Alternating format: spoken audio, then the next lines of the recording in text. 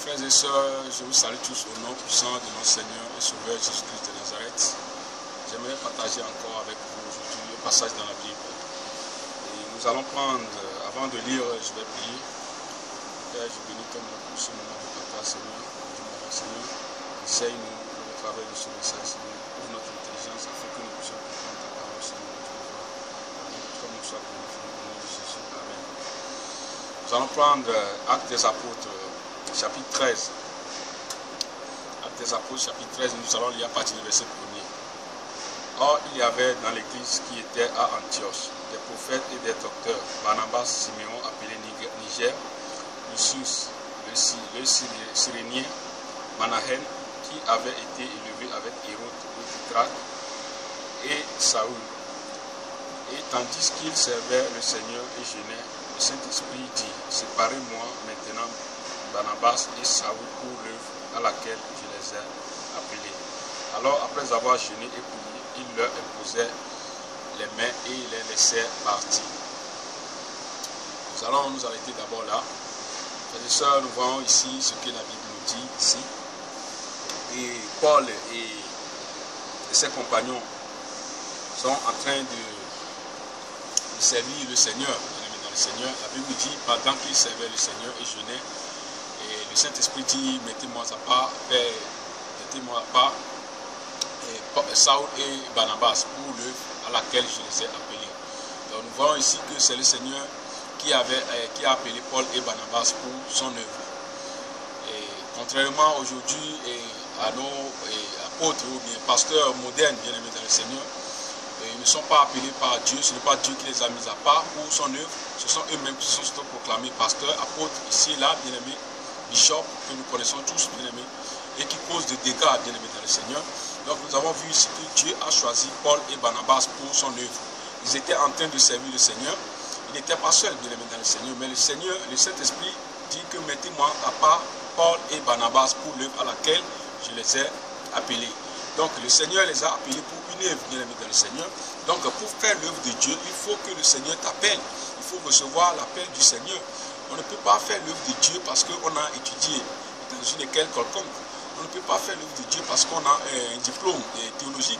On ne peut pas étudier Dieu parce qu'on est docteur de la loi ou bien, je ne sais pas, docteur théologien, je ne sais pas. Donc, bien aimé dans le Seigneur, nous avons vu ici que pour faire l'œuvre de Dieu, il faut recevoir la paix de Dieu. Donc, Dieu a mis à part Paul et Barnabas pour son œuvre et nous allons continuer la lecture pour voir ce que Paul et Barnabas vont faire. Donc, le verset 4, Barnabas et Saül, envoyés par le Saint-Esprit, descendirent à Séleucie et de là, ils s'embarquèrent pour l'île de Chypre. Et lorsqu'ils furent à Salamine, ils annonçaient la parole de Dieu dans les synagogues des Juifs.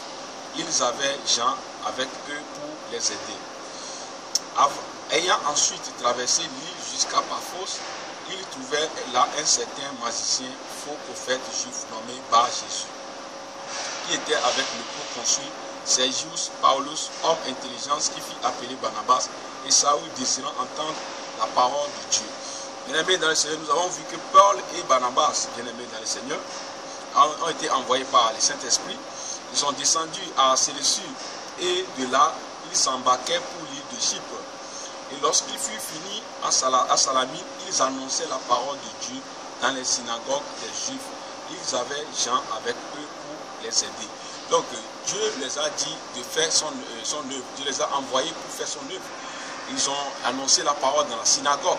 Bien-aimés dans le Seigneur, nous sommes dans un temps où Dieu veut faire sortir ses enfants qui sont dans ce système religieux, qui sont endoctrinés par des doctrines de démons. C'est ces enfants bien-aimés dans le Seigneur qui sont retenus captifs par les faux prophètes, les faux pasteurs bien-aimés dans le Seigneur, qui travaillent pour leur ventre, qui travaillent que pour leur gain, qui ne se soucient pas des armes de Dieu bien-aimés dans le Seigneur. Donc Dieu, en ce temps de la fin, est en train de susciter des gens bien-aimés dans le Seigneur pour libérer son peuple bien-aimé, ses enfants bien-aimés dans le Seigneur. Donc ces enfants qui sont retenus par ces faux prophètes, qui les donnent des enseignements de démons, des enseignements terrestres, ces enseignements qui les préparent à régner éternellement sur la terre, alors que la vie éternelle c'est au ciel, bien aimé dans le Seigneur.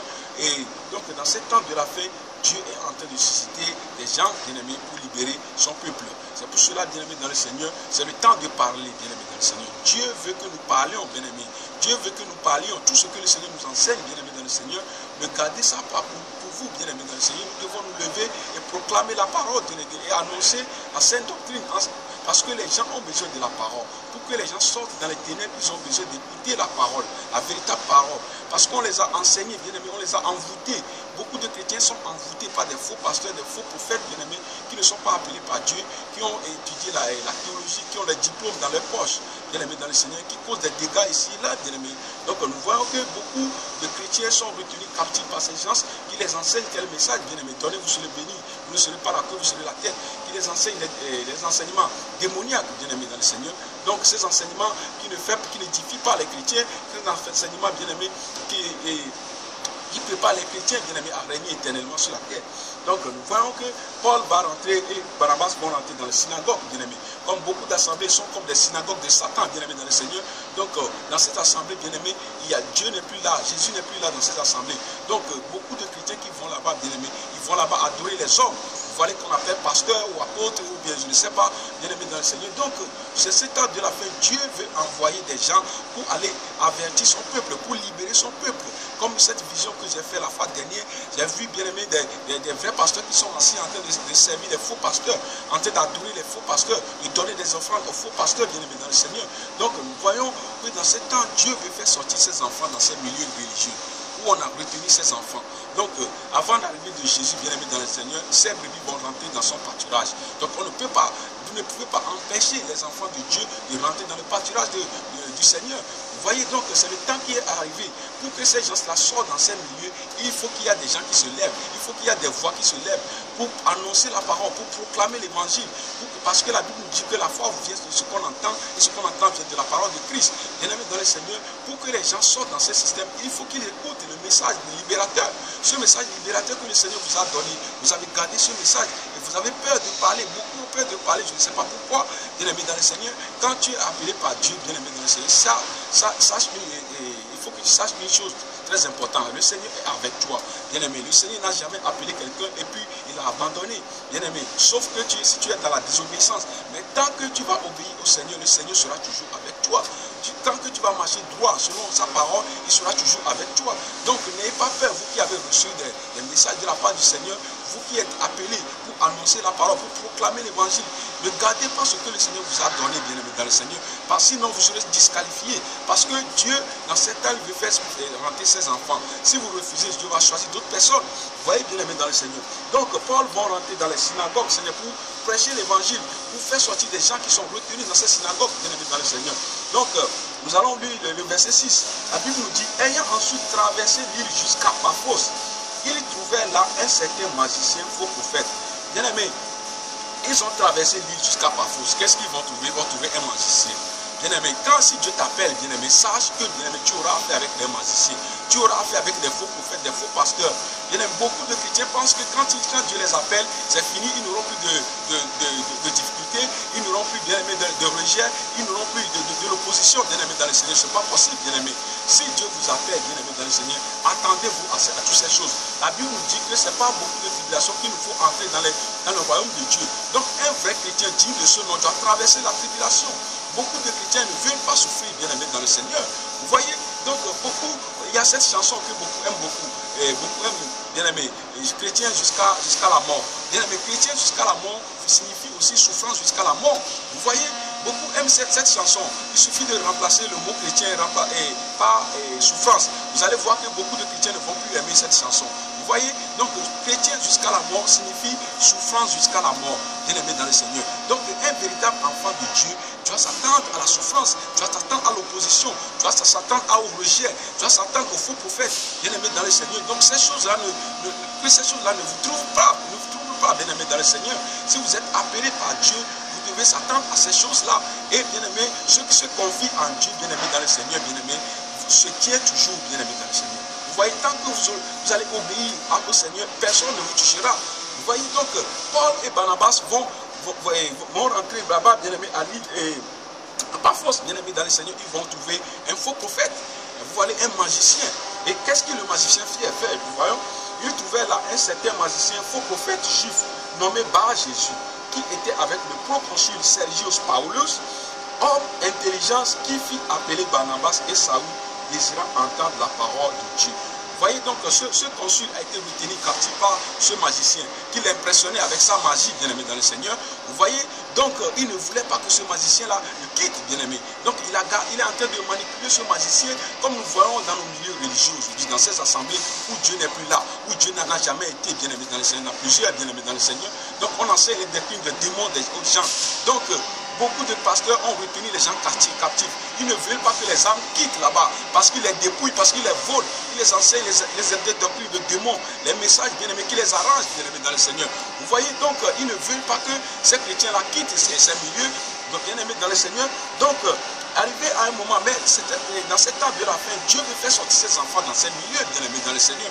Nous voyons ici que Dieu va envoyer, à cause de ce consul, bien-aimé dans le Seigneur, de ce proconsul, Dieu va envoyer Barnabas et Paul, bien-aimés dans le Seigneur. Donc, la Bible nous dit ici, qui était avec le proconsul Sergius Paulus, homme intelligent, qui fit appeler Barnabas et Saül. Ils ont fait appel à Barnabas et Saül. Pourquoi, bien-aimés dans le Seigneur? Parce qu'ils ont entendu parler de ces gens, bien-aimés dans le Seigneur. Vous voyez, beaucoup de gens, bien-aimés, ont besoin de la parole de Dieu. Beaucoup de gens ont besoin de la parole, mais il y a peu de prédicateurs. Il y a peu de gens qui se lèvent pour proclamer la vérité.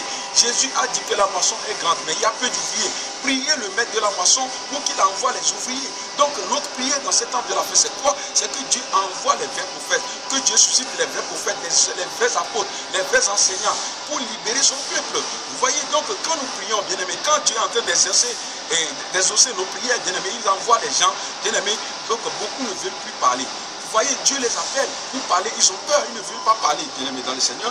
Donc nous avons vu ici que, donc, il va entendre et il va faire appeler Paul et Barnabas pour écouter quelle parole? Pour écouter la parole de Dieu. Bien-aimé, parce que, bien-aimé, ce monsieur, le proconsul a été retenu par le faux prophète, bien-aimé, le faux prophète qui l'enseignait, bien-aimé, les doctrines de démons, ses enseignements, et bien-aimé, qui le manipulait avec sa magie, bien-aimé dans le Seigneur. Donc, comme nous voyons dans nos milieux chrétiens aujourd'hui, que beaucoup de chrétiens sont envoûtés dans leurs assemblées par ces enseignements démoniaques, bien-aimé dans le Seigneur.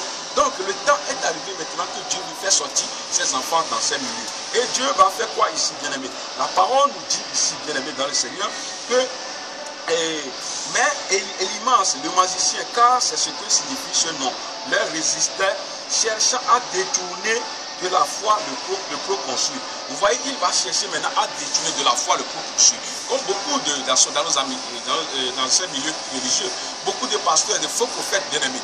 Quand Dieu envoie les vrais prophètes, les vrais pasteurs, les vrais bien-aimés et messagers pour libérer son peuple bien-aimé, qu'est-ce qu'ils font? Ils se lèvent contre la personne, ils traitent de faux. Vous voyez, donc ils empêchent tout, ils font des réunions ici et là. Vous voyez, parce qu'ils sont bien organisés dans leur club, dans leur système. Donc, qu'est-ce qu'ils vont faire? Ils vont se lever maintenant pour traiter les vrais de faux, alors que ce sont eux-mêmes qui sont les faux. Ils vont tout faire maintenant, bien aimé dans le Seigneur, pour retenir les enfants là-bas, bien aimés, des enfants de Dieu, bien aimés, pour les dépouiller. Vous voyez, parce qu'ils ont peur qu'ils vont les quitter. Vous voyez, donc nous avons vu dans la Bible que les principaux sacrificateurs ont envoyé les huissiers pour aller arrêter Jésus. Bien aimés, ils étaient allés là-bas, bien aimés, ils ont écouté la parole de Jésus. Qu'est-ce qu'ils ont fait? Ils sont retournés vers leur chef. Il leur dit quoi? Que jamais homme n'a parlé comme cet homme.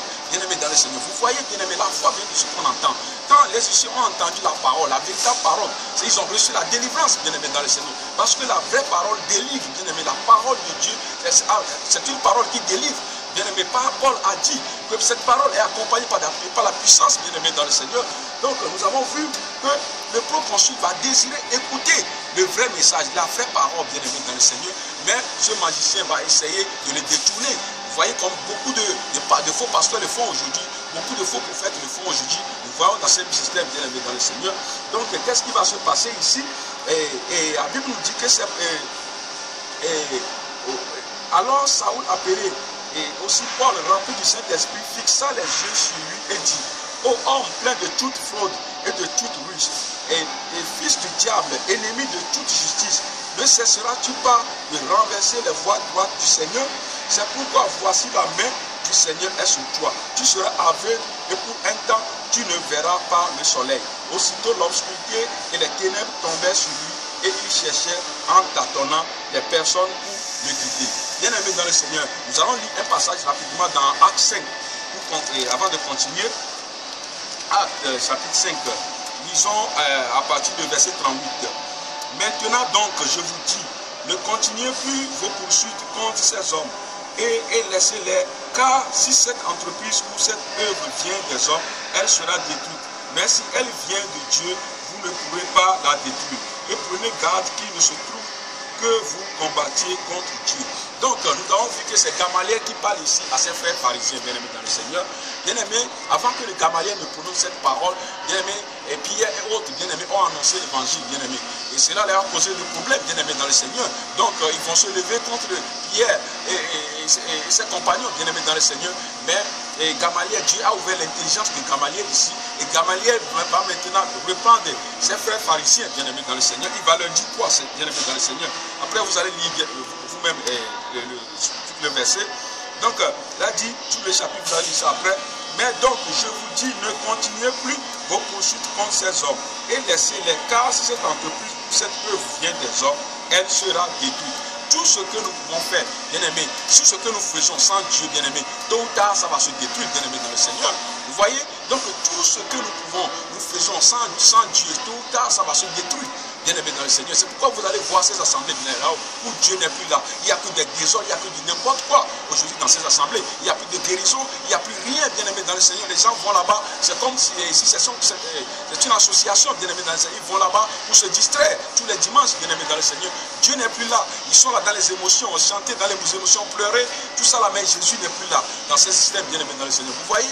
Donc, ce sont des choses que les hommes eux-mêmes, ils ont établies. Donc, sans Jésus, vous voyez donc que tout ce que nous faisons sans Jésus, tôt ou tard, ça va se détruire. Vous voyez, si Dieu ne t'a pas appelé, tu as commencé une église, tu es venu une église locale quelque part, bien-aimé, sache que tôt ou tard, ça va se détruire. Mais si c'est Dieu qui t'a mandaté, bien-aimé dans le Seigneur, personne ne peut te toucher. Vous voyez? Donc, il va dire, mais si cela vient de Dieu, vous ne pourrez la détruire. Vous voyez, bien-aimé dans le Seigneur? Mais il va dire quelque chose de très important. Et il va dire quelque chose, mais si elle vient de Dieu, vous ne pourrez pas la détruire. Et prenez garde qu'il ne se trouve que vous combattiez contre Dieu. Prenez garde qu'il ne se trouve que vous combattiez contre Dieu. C'est ça que beaucoup de pasteurs font aujourd'hui. Beaucoup de faux pasteurs et des pasteurs ignorants. Quand Dieu envoie les vrais prophètes, les vrais enseignants, les vrais messagers, ils les combattent, bien-aimés dans le Seigneur. Ils se lèvent parce qu'ils ont, vous voyez qu'on est en train de mouiller leur pain. Ils ont peur que les brebis vont quitter, ils ont peur que les gens vont quitter leur assemblée, bien-aimés dans le Seigneur. Ils vont se lever contre la personne. Et beaucoup de chrétiens qui sont ignorants aussi, qui ne lisent pas la parole, qui ont remplacé, bien-aimés, l'homme de Dieu par Dieu dans leur vie, bien-aimés dans le Seigneur. Qu'est-ce qu'ils vont faire? Ils vont les suivre directement, sans vérifier dans la Bible. Vous voyez donc, ces gens-là, ils courent le risque de combattre contre Dieu. Et vous qui les suivez aussi, vous combattez contre Dieu. La Bible nous dit dans Hébreux 10, au verset 31, que c'est une chose terrible que de tomber entre les mains de Dieu vivant. Donc, bien-aimés dans le Seigneur, tomber entre les mains de Dieu, ce n'est pas que Dieu va vous embrasser, c'est la colère de Dieu. C'est pour cela que vous devez faire très attention, bien-aimés dans le Seigneur.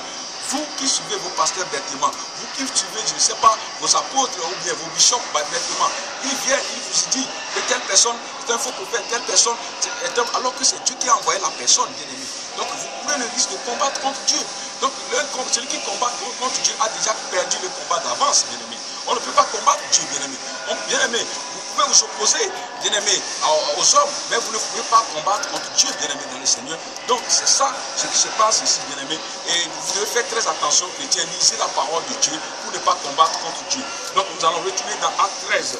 Dans Acte 13, nous allons voir ce qui va se passer ici au verset 11. C'est pourquoi voici la main du Seigneur est sur toi. Tu seras aveugle et pour un temps, tu ne verras pas le soleil. Aussitôt l'obscurité et les ténèbres tombèrent sur lui et il cherchait en tâtonnant des personnes pour le guider. Cette parole que Paul a prononcée contre ce monsieur ici, cette parole, bien aimé, il est devenu aveugle. C'est ce que nous voyons aujourd'hui. Beaucoup de pasteurs qui sont avertis par le Seigneur, mais qui continuent à endurcir leur cœur, qui continuent, bien aimé, dans le Seigneur, à combattre contre Dieu, bien aimé. Dieu les a frappés. Beaucoup sont devenus aveugles. C'est pourquoi ils ont créé des clubs. Ils sont dans les clubs, bien aimé. Ils ont besoin d'un président qui va les guider. Ils se tâtonnent, bien aimé, dans le Seigneur. Vous voyez, ils se tâtonnent parce qu'ils n'ont plus de contact avec Dieu. Ils ont besoin des clubs. Ils ont besoin de la tête d'un président qui va les guider, bien aimé, dans le Seigneur. C'est ce que nous voyons aujourd'hui, bien aimé, dans le Seigneur. Que beaucoup sont devenus aveugles parce que le Seigneur les a avertis. Ils ont refusé. Ils sont égarés, bien aimés, dans le Seigneur. Et vous allez voir que vous pouvez leur parler de pouvez leur prendre même leur propre Bible, leur donner les versets, ils vont refuser, bien-aimé, la vérité, bien-aimé. Ils n'ont pas cet amour pour recevoir la vérité. Ils ont abandonné, bien-aimé, leur demeure, bien-aimé, dans le Seigneur. Vous voyez, beaucoup, il y en a qui sont appelés par Dieu, ils ont abandonné leur demeure. Comme la Bible dit qu'il y a des anges qui ont quitté leur demeure, qui ont abandonné leur demeure. Vous voyez, Dieu les a envoyés, bien-aimés, ils ont refusé. Et au lieu d'enseigner ce que le Seigneur leur a dit, ils ont abandonné leur demeure pour s'attacher au système de ce monde, bien aimé, à cause de l'argent, à cause de leur vente, bien aimé, dans le Seigneur. Donc beaucoup sont frappés d'aveuglement et bien aimé, ils tâtonnent, bien aimé, ils vont aller faire la théologie, ils ont le diplôme est devenu leur Dieu. Vous voyez, avec ce diplôme, ils se contentent pour ouvrir l'église locale. Avec ce diplôme, bien aimé, ils se sont autoproclamés pasteurs, alors que c'est Jésus qui nomme qui appelle les pasteurs, bien aimés, dans le Seigneur. Vous voyez, ils sont aveuglés, bien aimés, dans le Seigneur. Donc, mes frères et sœurs, quittez dans ces milieux-là où Dieu n'est plus là. Vous voyez, donc, leur diplôme est devenu leur Jésus. Vous voyez, ils ont remplacé le diplôme par Jésus. Vous voyez, ils n'ont plus rien dans la tête, bien aimés, dans le Seigneur. Vous voyez, bien aimés, dans le Seigneur, ils sont bien aimés, ils tâtonnent, bien aimés, ils tâtonnent, ils ont besoin d'un président qui va les guider, bien aimés, dans le Seigneur. Vous voyez ici, donc, aussitôt l'obscurité et les ténèbres tombèrent sur lui et il cherchait en tâtonnant les personnes pour le guider. Alors le proconsul, voyant ce qui était arrivé, crut, étant rempli d'admiration pour la doctrine du Seigneur. Vous voyez la crue, bien-aimé. Vous voyez le Seigneur, bien-aimé, à cause de ce monsieur, de ce proconsul, le Seigneur a rendu ce monsieur aveugle, bien-aimé, dans le Seigneur. Vous voyez, quand il a vu ça, c'est ça, bien-aimé, dans le Seigneur. Dieu fait ce qu'il veut. Dieu fait ce qu'il veut, bien-aimé, dans le Seigneur. On ne peut pas s'opposer aux véritables enfants de Dieu. On ne peut pas s'opposer à l'œuvre de Dieu. Dieu veut faire sortir ses enfants dans ce système religieux. Dans ce système, Dieu veut faire ses enfants. Tous ceux qui vont s'opposer, bien-aimé, auront des problèmes avec Dieu. Donc, bien-aimé, vous qui êtes appelés, bien-aimé, c'est le temps de parler. Dieu veut que nous parlions pour que son peuple soit sauvé. Bien-aimé, les gens doivent connaître Dieu, qui est le véritable Dieu. Parce qu'il y a beaucoup de dieux aujourd'hui dans le monde. Les gens doivent savoir qui est le véritable Dieu. Parce que beaucoup adorent les dieux qui ne connaissent pas. Beaucoup adorent les dieux de ce monde, bien-aimé. Donc les gens ont besoin de connaître le véritable Dieu, bien-aimé, dans le Seigneur. Donc nous allons lire un passage dans la Bible, rapidement, dans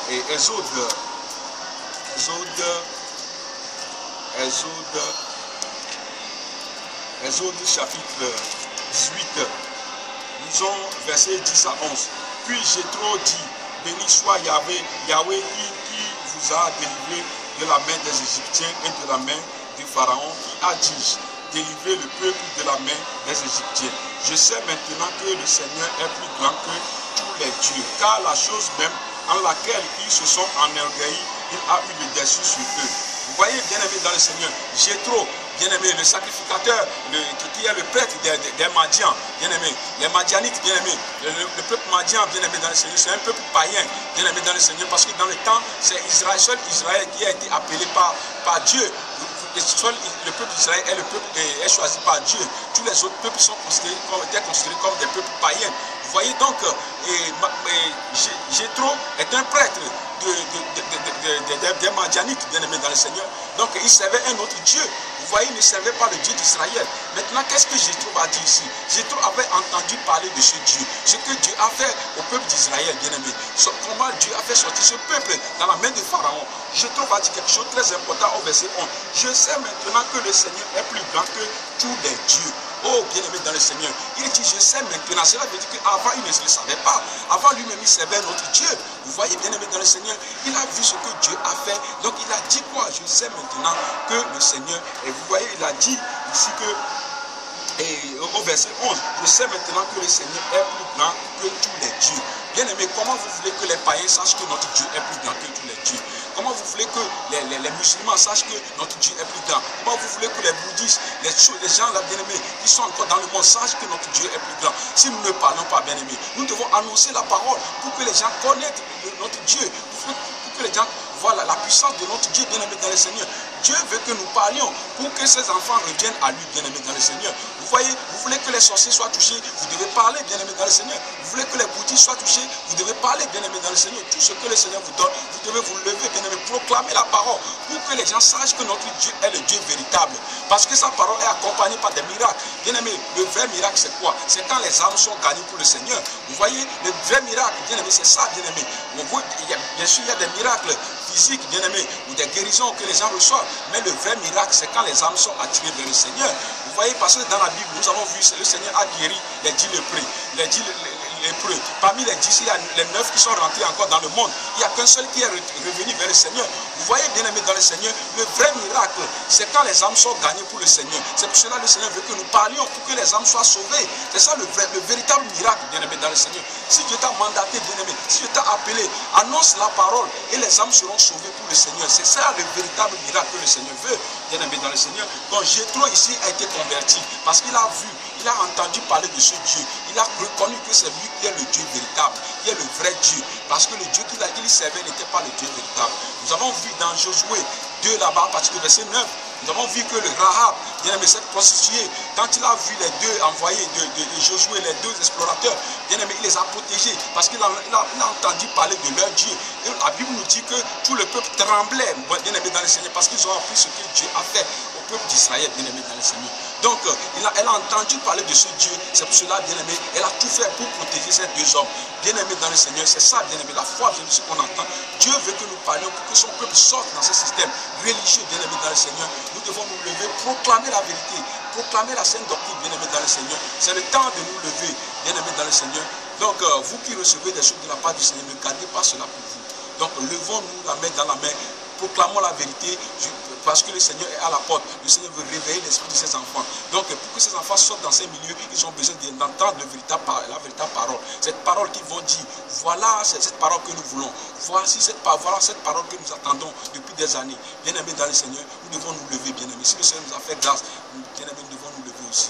Que Dieu vous garde au nom de Jésus.